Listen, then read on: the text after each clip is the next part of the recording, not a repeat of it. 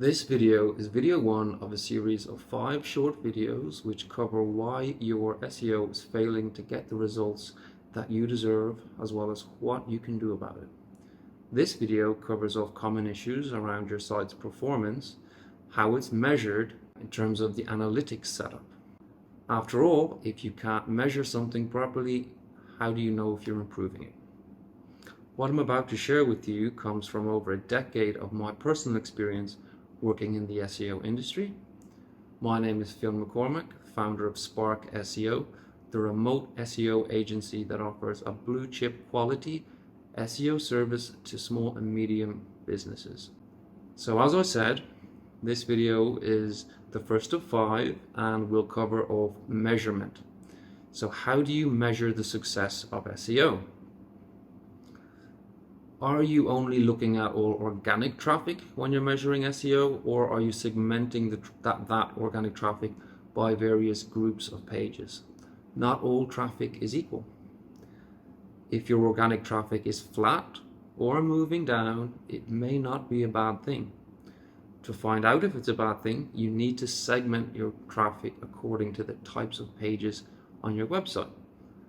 Entry traffic to commercial pages, such as those related to products or services, is the traffic you really need to care about the most.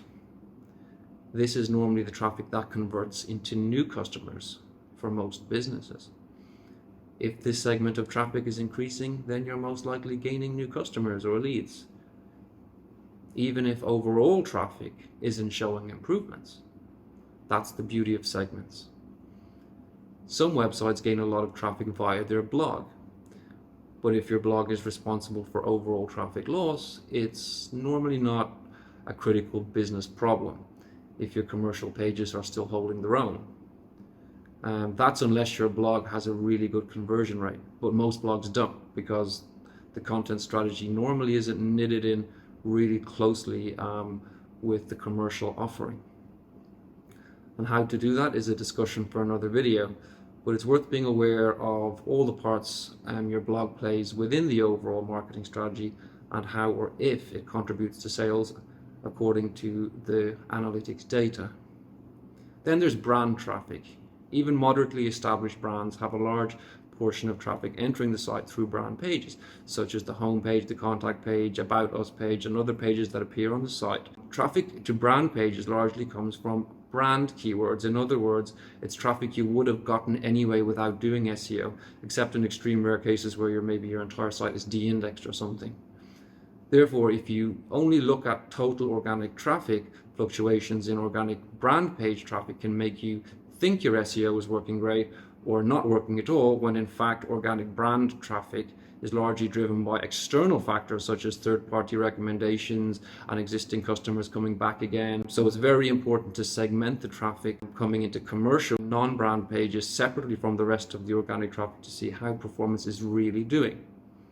In addition, I always recommend creating a visibility index for your non-brand keywords so that you can see in a single line chart how your visibility is performing for all your non-brand keywords over time. This will help corroborate what you see in your non-brand page traffic segment in analytics. Another common issue with tracking is the tracking configuration itself. One of the first things we do with new clients is audit their analytics setup to ensure that everything is tracking robustly. Issues that are relatively commonplace are transactions being double counted or high percentages of transactions being missed entirely. Bot traffic causing huge spikes, thus skewing conversion rates, because conversion rates are obviously traffic to conversion ratio. Misattribution of organic traffic as referral traffic from smaller search engines such as MSN and Yahoo UK. Poor conversion funnel setup, making it hard to identify why people are abandoning without converting. These are all common issues. Since data is used for making strategic business decisions, data integrity and completeness is of the utmost importance. It's super important to have the support of an analyst involved in setting up and maintaining your Google Analytics.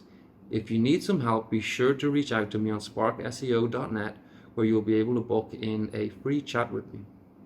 Also, don't forget to subscribe or follow so you don't miss the next video, which will cover off how to choose the right keywords for your website, and more importantly, how to avoid the wrong keywords. So that's it from me for this video. I'll see you in the next video. Take care.